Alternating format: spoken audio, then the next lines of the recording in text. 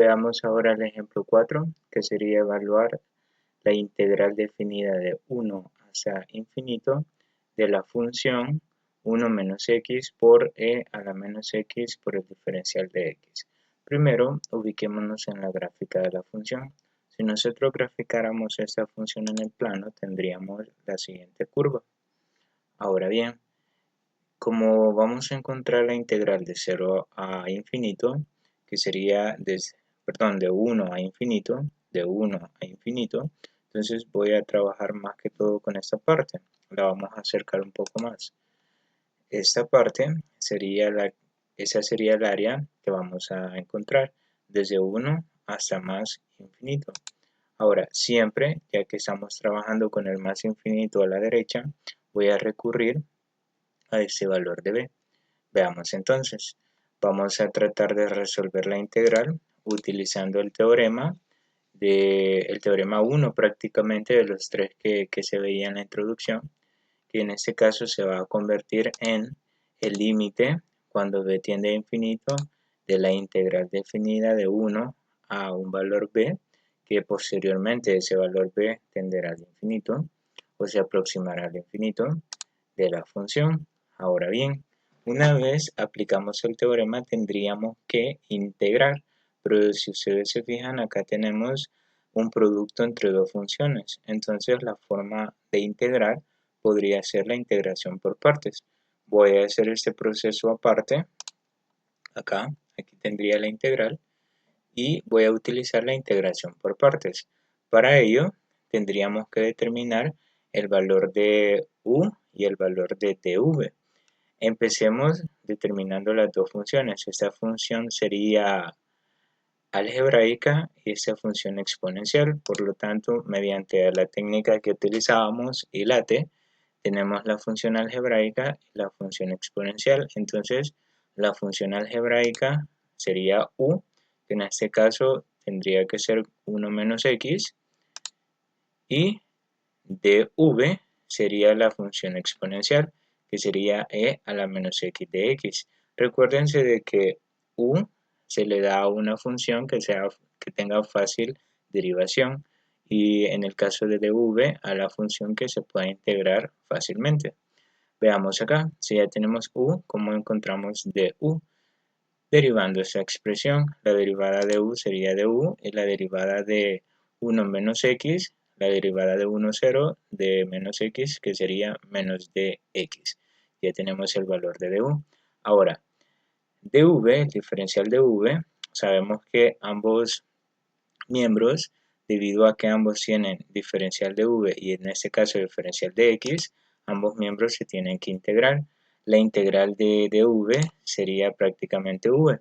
Y en un ejemplo anterior se integró esta parte en donde dijimos que si la volvíamos a encontrar iba a ser directa, en donde la integral de e a la menos x sería simplemente menos e a la menos x. Ya tenemos los cuatro valores, vamos a aplicar la formulita de la integración por partes, que sería la integral de v es igual al valor de u por v menos la integral de v por dv. Ahora bien, sustituyamos. Recordemos que esta parte sería la integral que me están pidiendo. U sería 1 menos x, v sería menos e a la menos x por menos e a la menos x menos de fórmula. Ahora la integral v sería menos e a la menos x y dv sería, perdón, du sería menos de x entre paréntesis. Podemos, antes de hacer otro paso, podemos multiplicar acá, menos por menos me quedaría más, tendríamos 1 menos x por menos e a la menos x, el menos lo bajamos, la integral, y en este caso quedaría positivo al multiplicar los signos. Ahora bien, si se fijan, esa integral es la misma que teníamos acá, y en el caso anterior en donde utilizamos el método de sustitución para encontrarla, entonces lo podemos hacer directo también. Acá podríamos multiplicar 1 por menos e a la menos x, sería menos e a la menos x, menos x por menos e a la menos x sería más x e a la menos x. Recuérdense que menos por menos daría más. Y el menos que teníamos acá.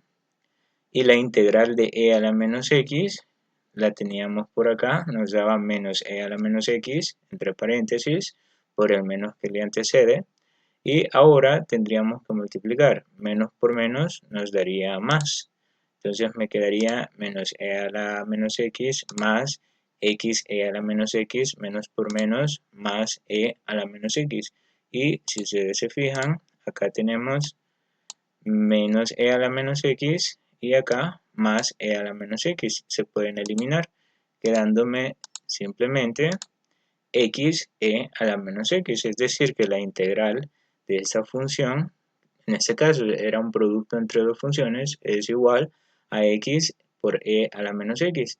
Entonces regresemos al proceso original acá y directamente colocamos el resultado de esta integral que ya lo hicimos previamente. Entonces sería igual al límite cuando b tiende a infinito de x por e a la menos x evaluado de 1 hasta b.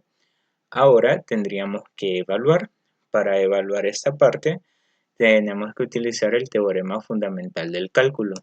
Me quedaría el límite cuando b tiende al infinito de, empecemos acá, en donde esté en toda la función, en donde esté x voy a sustituirlo por b, me quedaría b por e a la menos b, menos de fórmula, y ahora en toda la función, en donde está x, lo voy a sustituir por el límite inferior que sería 1, tendríamos menos 1 que sería x por e a la menos 1.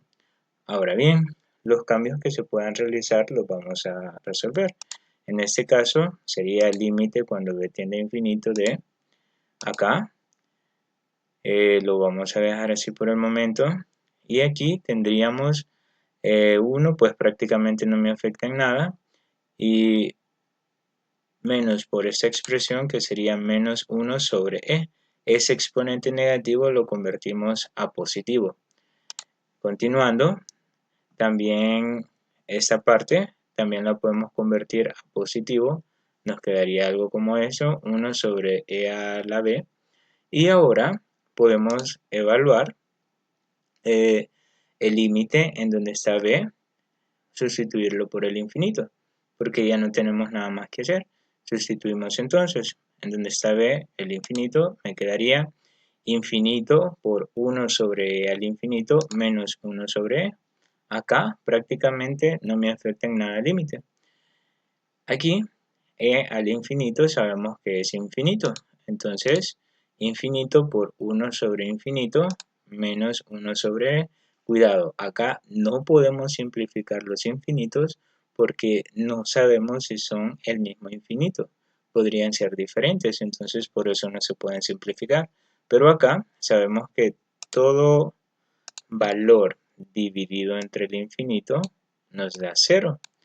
Por lo tanto, acá tendríamos 0 multiplicado por el infinito. Infinito por 0 menos el 1 sobre e. Ahora bien, acá como tenemos una forma indeterminada, pues prácticamente esta operación es imposible de resolver. Ahora bien, ¿qué hacíamos cuando aparecía una forma indeterminada como infinito por 0? Pues regresábamos a la función y veíamos si podíamos arreglar la expresión algebraica para que me diera una forma indeterminada, ya sea de 0 entre 0 o de infinito entre infinito, para poder recurrir a la regla del L'Hopital, para poder obviar las formas indeterminadas. Es decir, esa forma indeterminada se convertía ya sea en un infinito entre infinito o en un 0 entre 0, en donde se puede ocupar L'Hopital. En este caso sería sencillo. Sabemos que acá b tiene 1 en el denominador. Entonces, si nosotros multiplicamos las fracciones b por 1, me quedaría b, y 1 por e a la b, me quedaría e a la b, menos esa fracción que no cambiaría en nada. Bueno, después de haber arreglado la expresión, tendríamos que volver a evaluar para ver si logramos cambiar esa forma indeterminada. Evaluamos entonces. Al evaluar tendríamos lo siguiente, donde está b, sustituir el infinito. Tendríamos infinito sobre e al infinito menos la fracción, que no cambia, es igual. Infinito tampoco cambiaría acá. E elevado a infinito pues es un infinito más grande, entonces me quedaría infinito menos la fracción. Ahora bien, como tenemos una forma indeterminada de infinito sobre infinito, ya podemos aplicar L'Hopital para esta fracción. Ahora bien, para no confundir las cosas, si bien es cierto vamos a aplicar L'Hopital, pero antes voy a separar los límites. Voy a separar el límite para la primera fracción y el límite para la segunda fracción. Voy a aplicar prácticamente una propiedad de límites. Me quedaría el límite de la primera fracción menos el límite de la segunda fracción.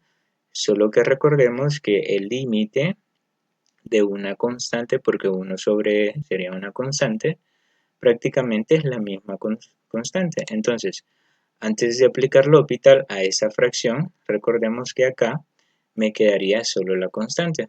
Pero apliquemos aquí. Ya tenemos el límite solo para esta fracción, por eso separé los límites. Vamos a aplicar L'Hopital. Al aplicar L'Hopital tendríamos lo siguiente, el límite cuando b tiende al infinito, acá ya consideramos la derivada del numerador entre la derivada del denominador. Vean que ahora la derivada es la derivada con respecto a b, porque la variable es b. Cuando trabajamos con x es con respecto a x, en este caso sería con respecto a b. Ahora bien, aquí lo voy a dejar indicado. En este caso sería menos la fracción. Vean que el límite de la fracción, como aquí no tenemos b, no tenemos en dónde sustituir el infinito, sería solo la fracción. Recuerden, el teorema del límite de una constante es la misma constante. Ahora apliquemos acá la derivada. La derivada de b sería 1 y la derivada de e a la b sería e a la b. Me quedaría el límite cuando b tiende a infinito de la derivada de b 1, la derivada de e a la b sigue siendo e a la b, menos 1 sobre e. Ahora bien, voy a continuar acá a este lado. A partir de acá, voy a evaluar el límite en esta fracción, en donde está b lo voy a sustituir por el infinito. Me quedaría 1 sobre e al infinito, menos la fracción 1 sobre e. Ahora bien, e al infinito sabemos que es el infinito, menos 1 sobre e. Ahora bien, tendríamos por acá, en este caso, 1 sobre infinito, de lo que hablábamos anteriormente. Siempre que dividimos cualquier cantidad entre el infinito, eso nos da 0. Por lo tanto, me quedaría menos 1 sobre e. Ahora bien, el área bajo la curva de 1 hasta infinito de la función, que en este caso era un producto de funciones, será igual a menos 1 sobre e. Ese sería el resultado. Lo único que no olvidemos agregar las unidades cuadradas. Ahora bien, usted se preguntará ¿por qué el resultado negativo? Recuérdese que la gráfica quedaba abajo del eje X. Entonces, ese resultado negativo significa que el área está abajo del eje X. No significa que sea una área negativa, porque áreas negativas no existen.